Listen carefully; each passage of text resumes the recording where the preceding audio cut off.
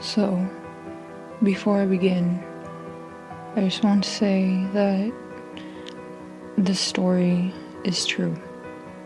What I'm about to tell you really happened to me, and I'm not just saying so.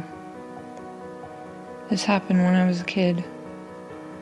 We lived in a smaller house back then, and I shared a room with my elder sister. We had a bunk bed, and I slept in the bottom bunk, or I tried to. For no reason, I was afraid to sleep there.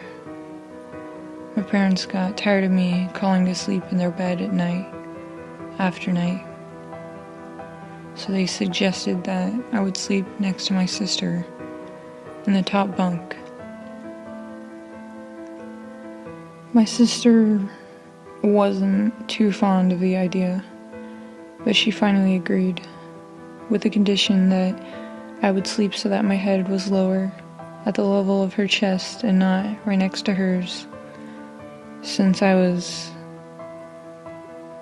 once punched her in the face, my sleep causing her nose to bleed.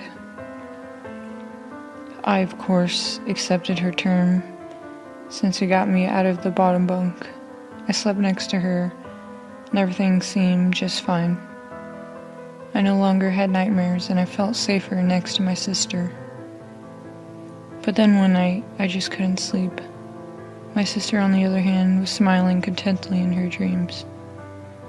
I listened to her steady heartbeat and watched as her chest rose with each inhale.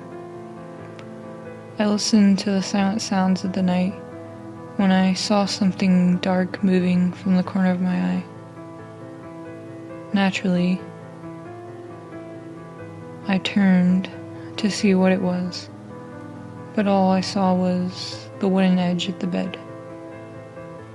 I thought it was nothing and turned back to look at my sister, and she sifted in her sleep. But soon after, I had turned away. I saw that movement again. I spun my head quickly to its direction, but again I saw nothing. I got scared and moved closer to my sister.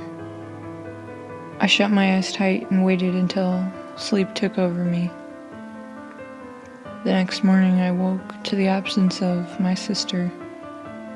I peeked over the bedside before climbing the 3 steps down. I walked to the living room to find my sister watching the TV and went to watch the kids show with her. I didn't mention that something I had seen moving next to the bed. I thought she would laugh or tell me it was nothing. The day went on like any other, but the later it got, the more uneasy I became. I found myself stretching the bedtime, but eventually our mother told us to go to sleep, and that was final. We brushed our teeth and went to bed. Our parents came and kissed us goodnight. My sister was again fast asleep. I clutched my blanket and hoped that the moving had been just my imagination. But then it was there again. I was afraid of it, but I wanted to know what it was.